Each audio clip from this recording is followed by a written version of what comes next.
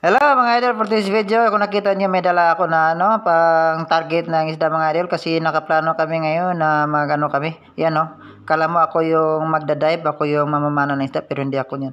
Ito mga idol, yung namamana ng isda doon sa ilalim ng dagat. So kung makikita mo, kakaahon niya pa lang.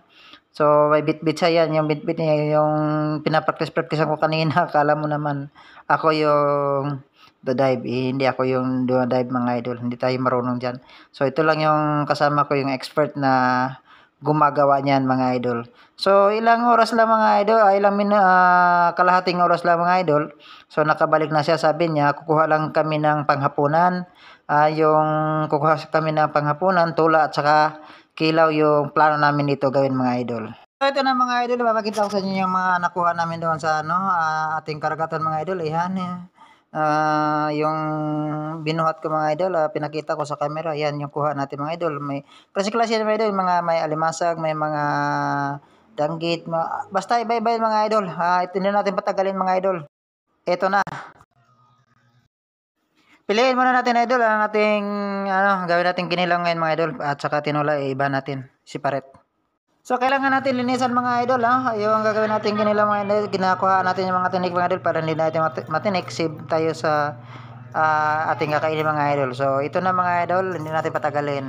So ito na mga idol, ililinisan natin yung para sa ating tinola mga idol. Yung isda lang ipapakita natin, huwag natin ipakita yung tao kasi lagi naman tayo nakakita ng tao. So isda lang yung ipapakita natin mga idol kung paano linisan ng ating migo, Yan yung kumuha dyan, yun yung dive dun sa dagat mga idol para saka yung nasa kamay niya, yun gagawin namin kinilaw. Kunti lang naman yung kilawin namin mga idol kasi dalawa lang kami. Bawal yung marami kasi baka hindi maubos, sayang naman. Diba? So ito lang, ganito lang mga idol. So padaliin na natin yan. So ito na mga idol, yung mga lamasers mga idol, slice ng ating migo dyan mga idol. So wag na natin patagalin ito mga idol, bisa na natin kasi medyo gutom na. Ayan mga idol, hiniwa-hiwa niya mga idol, yung slice ba. Yan, sa tawag sa Bisayan, hiwa-hiwa, bahala na kayo mintindi. Basta yan na yung pagi ng aking salita. Pagkatapos yung mga idol, nakapagluto na kami, na rin kami mga idol, nakahanda na kami para kumain mga idol. So papasalamatan muna natin yan mga idol. So yan mga idol, papakita ko mga idol yung luto technique ng ating amigo mga idol. Yan may binili tayo na pang sabi nila pang pahilis daw, kaya bili na tayo. Masarap talaga pag may surprise mga idol. Yan mga idol, sabi wow, sarap talaga mga idol. So kakain tayo mga idol.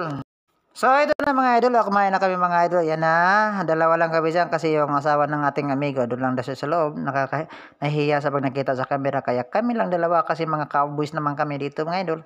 Ayan na mga idol, tinalikuran namin yung camera, bahala ka dyan, basta kami kumakain kami dito. Ayan, ipapakita natin mga idol yung unang subo natin mga idol. Yan sa hapunan natin na yan mga idol. So sobrang sarap mga idol. Yan. Tapos yung isa dyan mga idol, fresh na fresh talaga yan mga idol. Meg, kain sa labas. Namit.